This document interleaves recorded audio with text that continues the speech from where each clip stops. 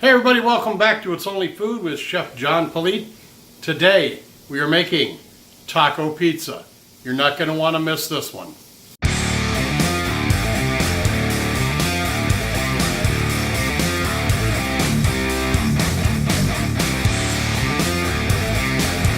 Well, hey, and welcome back to It's Only Food, and thanks so much for watching.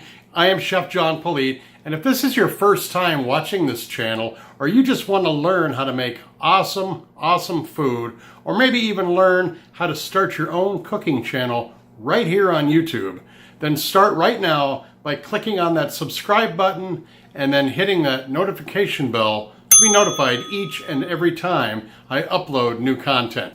Well, hey, you clicked on this video to watch me make a taco pizza, so let's head into the kitchen and see what our ingredients are. All right, well, here are the ingredients for our taco pizza. Bobbly, I got a thin crust shell here. Taco chips, ground beef, a red, yellow, orange pepper. We're not going to use all of these. I've got a red a red onion, a little sour cream, and then I've got some refried beans. We did not have any refried beans in the house, so I took some pinto beans and ground them up in the food processor with some salsa, so that kind of shortcuts one of our steps, which I will explain later as we're making our pizza. And then of course I got some mild white cheddar cheese that we're going to use. So let's head on into the kitchen and start building our pizza.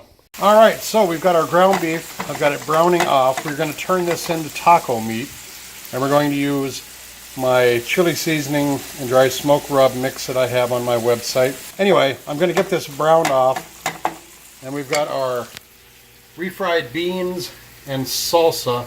Like I said in the introduction of our ingredients, I did not have any refried beans in the house, which is very strange because we usually buy 10 cans at a time. So what I did is I took some pinto beans and a little bit of salsa, and I ground them up in the food mill, and this is what I've got. I'm going to add this to our taco meat once it has been cooked off. So let's let this finish up before we add our refried beans. All right, well, you can certainly tell I'm rushing this video along today because I forgot to film the last segment. I added 1 tablespoon of this chili seasoning and about half of that bowl of our refried beans, air quote, into this pan, and I'm just letting it all come together. I think I will have enough. I'm going to go ahead and finish off the rest of this. Let me put the camera down. There we go. I have got the rest of our meat and our beans cooking together, and that's going to be our sauce for the top of the pie shell.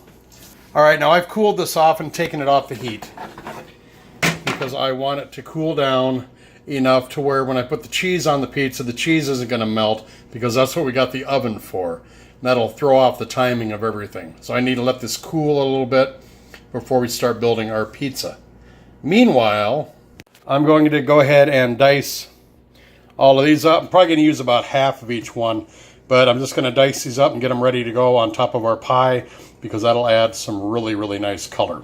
I've got those peppers and onions all cut up and ready to go on top of our pizza. All right, I have got our pan here. I'm going to go ahead and throw our pizza right on there. Then we're going to take our meat and our beans, and our salsa is in there as well.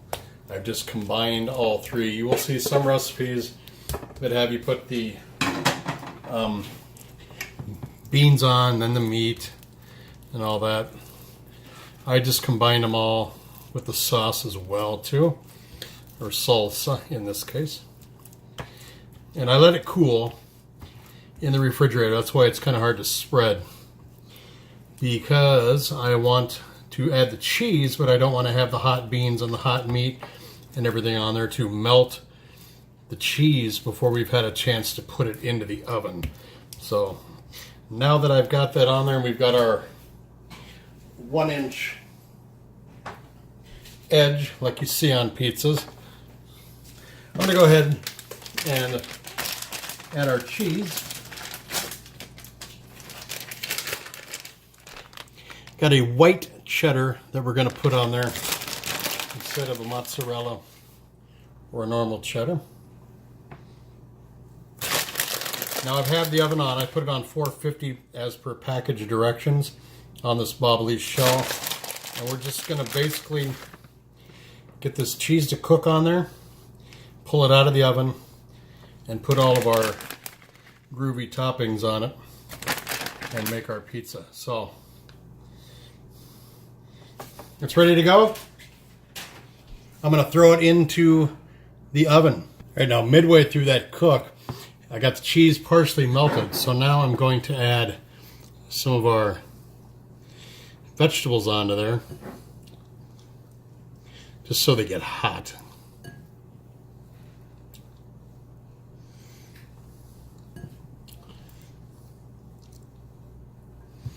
There we go. Now we go back into the oven. All right, I pulled it out of the oven. I get a better angle there. Here we go. I pulled it out of the oven. I'm going to hit it with the crushed tortilla chips. To get with that taco flavor. Taco.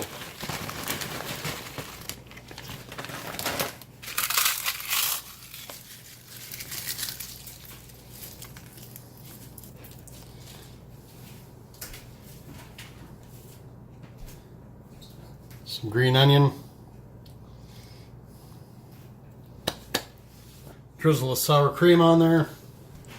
And just for the heck of it, a little sriracha to give it some more flavor and a little more heat.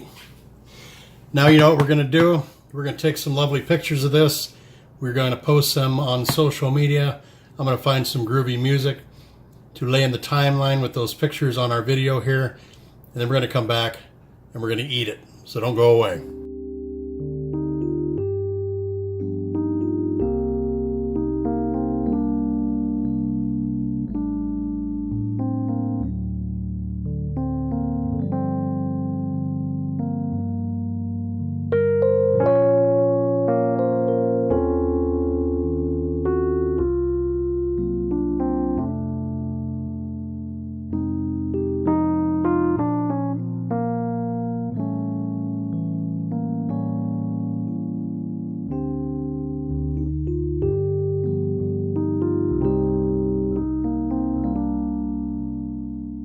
I got some good photos there. I hope you enjoyed them.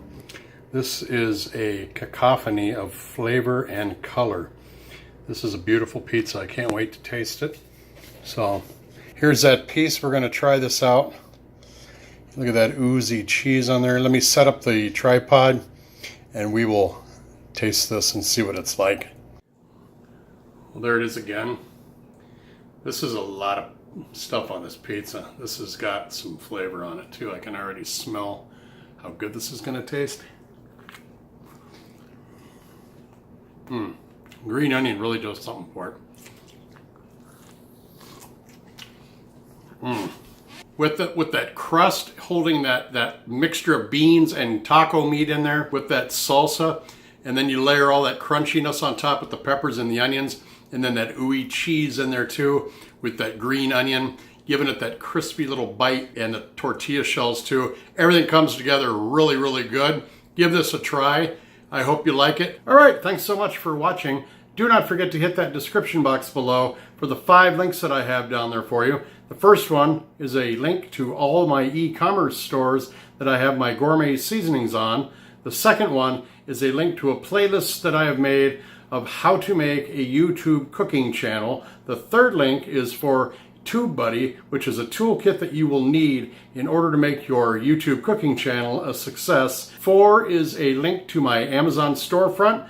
Everything I use on this channel is in a storefront there. Click on that link, you'll see everything I use. It is an affiliate link, so I do make a little bit of money on each purchase that is made. And 5 is all my social media links that I have. Don't forget that I have a chef page on Facebook that is also an aggregate site for other creators on YouTube that I like to feature on there. So click on that chef page one and give it a like as well. Thanks a lot for watching. Don't forget to subscribe if you haven't done so already. Make sure to like this video and this channel. Leave all your comments right down below. And then do me a favor and share this video and this channel with everybody you know. Thanks a lot for watching. We will see you again right here on It's Only Food with Chef John Politte. Bye-bye.